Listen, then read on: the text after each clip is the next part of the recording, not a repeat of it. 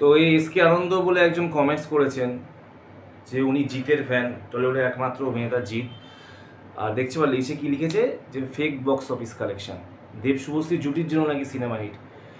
একবার বুক মাই শোতে গিয়ে ভাই দেখে নাও সিনেমাটার উন্মাদনা কেমন। একবার বুক মাই শোতে যাও, কত টিকিট বুক হচ্ছে।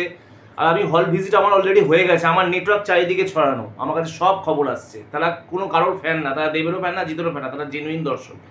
তারা নিজেরা বলছে টিকিট পাচ্ছি না, দেবের ধূমকেতুর টিকিট পাচ্ছি না তারা বলছে। তুমি আমাকে বলছো যেখানে আমি জিদ্দার ফ্যান, 100বার আমি জিতের ফ্যান, দেবের আগে থেকে আমি জিতের ফ্যান, কিন্তু তুমি তা বলে একটা হিরোকে তুমি ছোট করতে পারো না। এই তোমাদের মতো কিছু পাগল ফ্যানদের জন্য না আজকে একটা হিরোকে মানে দিদাকে খারাপ কথা শুনতে হয়।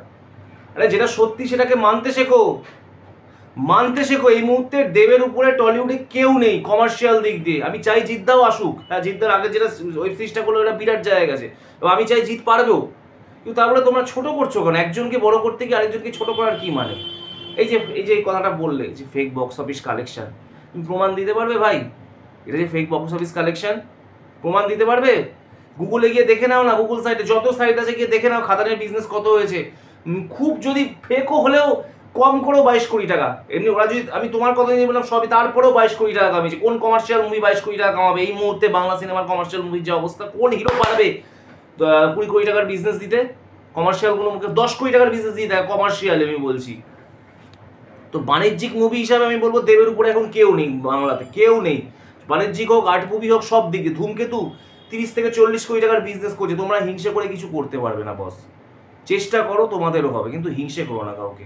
আরেকজনকে দেখাচ্ছি, সাহেব ঘোষ বলে কমেন্টস করেছেন, দেখাচ্ছি। হ্যাঁ আমি অভিনয় বুঝি না, খুব ভালো কথা, এটা নিয়ে আর কোনো কথা বলবো না। তোমার কথা অনুযায়ী মানে ব্যাপারটা বোঝো, ব্যবসার বিজনেসটা বোঝো, কমার্শিয়াল মানে বোঝো, বিজনেস কমার্শিয়াল। দেব যে টাইপের সিনেমা মানে বাণিজ্যিক ছবি, তুমি হতে পারে ওরা ভালো অভিনেতা, আর যেটা বাণিজ্যিক ছবি যদি বাণিজ্য না করতে পারে একটা ইন্ডাস্ট্রি পুরো শেষ, মুছে যাবে। আর্ট মুভি দিয়ে, অ্যাওয়ার্ড মুভি দিয়ে, সিরিয়াল মার্কা মুভি দিয়ে কোনোদিনও সিনেমা ইন্ডাস্ট্রি চলে না। কিন্তু দেব দু ক্ষেত্রেই সফল, প্রজাপতি 2তেও সফল, কমার্শিয়ালেও সফল। দেব এমন একটা হিরো, এই মুহূর্তে টলিউডের ওর মতো জায়গা কেউ নেই। সফল হতে দেয়, বিজনেসটা দেয় কমার্শিয়াল। কত টেকনিশিয়ান কাজ করে তোমার আইডিয়া আছে? আজকে শাহরুখ খানের থেকে অনেক ভালো অভিনেতা নওয়াজুদ্দিন, কিন্তু নওয়াজুদ্দিনের মুখ দিয়ে কিন্তু একটা সিনেমা 500 কোটির বিজনেস দেবে না। আমি কেন ঢালবো? আমি প্রডিউসার, আমি একটা সিনেমাতে আমার 40 কোটি টাকা ঢালছি, একটা হিরো আমাকে 500 কোটি টাকা রিটার্ন দিচ্ছে 40 কোটি টাকার সিনেমা। একটা হিরো 40 কোটি, সে হেভি অভিনেতা করে, সে 40 কোটি সিনেমা 20 কোটি টাকা রিটার্ন দিচ্ছে। আমি কার পেছনে টাকা ঢালবো? বিজনেসটা বোঝো, তোমাদের সব আবেগ দিয়ে কাজ চলে না বস। লোকে সিনেমায় এন্টারটেনমেন্ট পেতে যায়, জ্ঞান নিতে গেলে বই আছে, বই পড়ো লাইব্রেরি থেকে বই এনে।